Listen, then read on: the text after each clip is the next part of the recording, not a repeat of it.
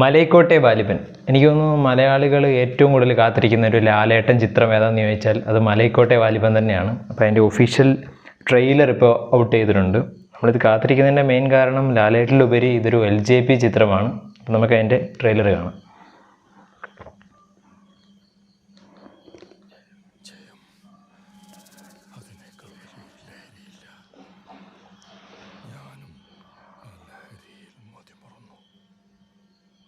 മതിമറന്നാൽ അതിലൊളിഞ്ഞിരിക്കുന്ന ചതി കണ്ടെത്താൻ കഴിയില്ല.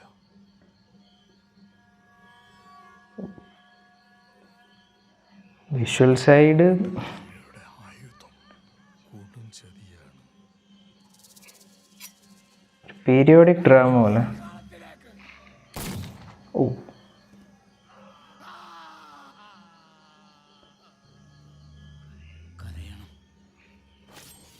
ചോര വീഴണം.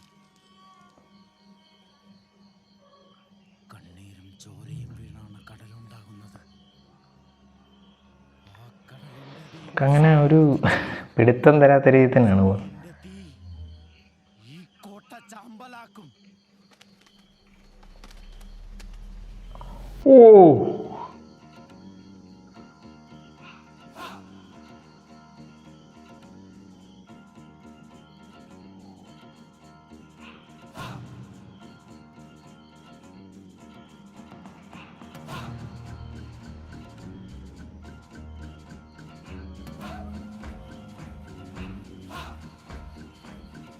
ഇൻട്രോയ്ക്ക് ഇത്രയും താമസം.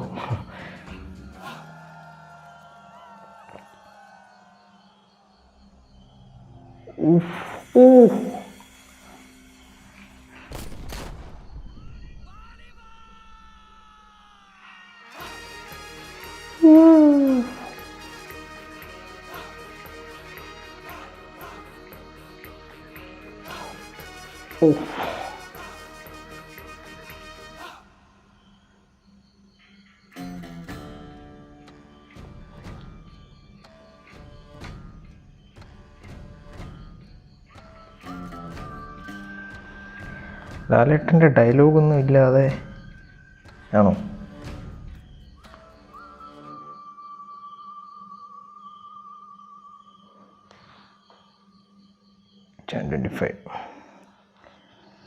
ഇതൊരു ടിപ്പിക്കൽ LJP പടമാണോയെന്ന് ചോദിച്ചാൽ അല്ല, ഇത് കൊമേഴ്ഷ്യൽ പടം തന്നെയാണ്. ബട്ട് ലാലേട്ടൻ്റെയൊക്കെ ഇൻ്റർവ്യൂസൊക്കെ ലാലേട്ടൻ പറയുന്നത് അനുസരിച്ച് ഇതൊരു പക്ക LJP പടം തന്നെയാണ് അദ്ദേഹം പറയുന്നത്. അപ്പോൾ നമ്മൾ ഇതിൽ എന്തൊക്കെ പ്രതീക്ഷിക്കാവോ അതെല്ലാം ഉണ്ട്. ബട്ട് ട്രെയിലറിനകത്ത് നമുക്ക് അങ്ങനെ അങ്ങോട്ട് മനസ്സിലാകുന്ന രീതിയിലല്ല. ഒരു ട്രെയിലർ എങ്ങനെ ആയിരിക്കണോ അങ്ങനെ തന്നെയാണ്. ബട്ട് നമുക്കൊന്നും മനസ്സിലായില്ല. എന്നിരുന്നാലും ഒരു എന്താണ് ഇതിൻ്റെ ഇൻ്റർവ്യൂസിൽ പറഞ്ഞായിരുന്നു ലാലേട്ടൻ്റെ ഇൻട്രോയ്ക്ക് തിയേറ്റർ കിടുങ്ങുമെന്ന്. ബട്ട് ഇതിൻ്റെ ഒരു ട്രെയിലറിൻ്റെ ആ പോർഷൻ കണ്ടപ്പോൾ തന്നെ അത്യാവശ്യം കിടുങ്ങാനൊക്കെ ഉള്ളതുകൊണ്ട് വിഷ്വൽ ഡിപ്പാർട്ട്മെൻറ്റ്, മ്യൂസിക് ഒരു എന്താ പറയുക,